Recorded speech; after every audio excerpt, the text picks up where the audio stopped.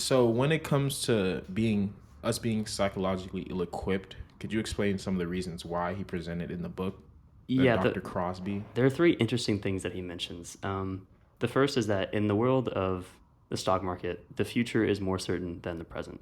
And when you hear that, you're kind of like, Yeah, I just even I heard it. I read the book, and even when you said, I was like, wait, what? Say that again. yeah.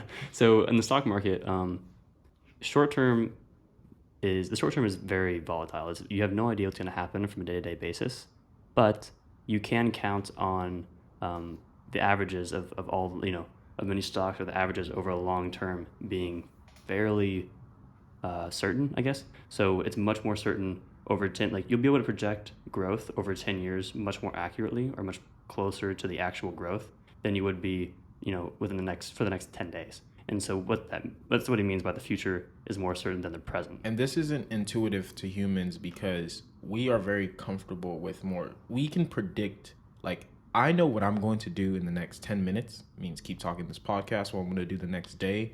But it's very hard for people to know what they're going to do in the next 10 years. So just this idea, number one, is already very unintuitive to us. Number two, The second thing is do less than you think you should.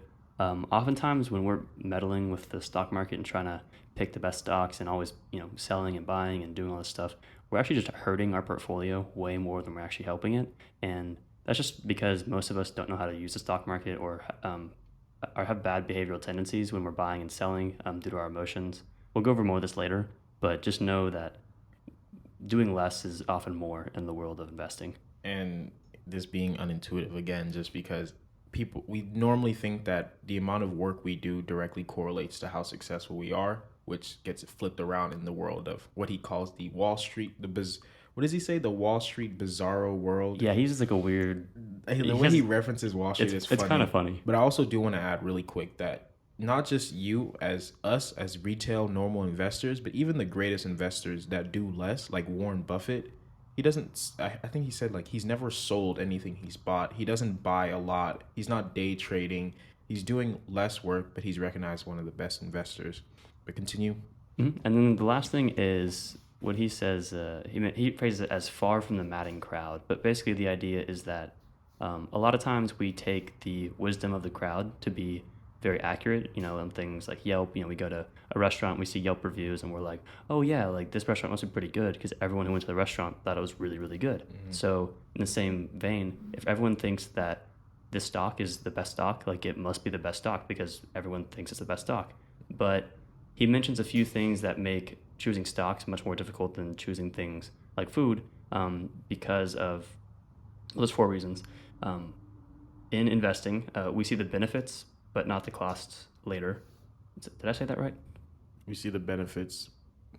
We see the benefits not, but the cost later. So I'm thinking he's saying here that Yeah, we see the consequences of our decisions much later. Is that when you're eating food, you know immediately whether the food tastes good, right?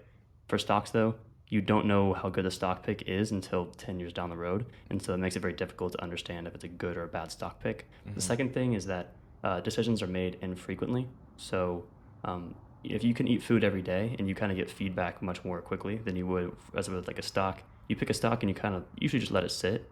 And so you're not getting as much feedback because you're making infrequent decisions. The third thing is that the feedback, as we said, is not immediate. So because the feedback isn't immediate, you don't get that information to decide again. And then the last thing is that the language is not clear. A lot of times in the stock market, we have a lot of jargon and technical models and all this stuff that many of us don't even understand. Whereas with things that are much more simple, like food, we all understand good, delicious, bad, So getting information from others, the wisdom of the crowd does not hold in the stock market.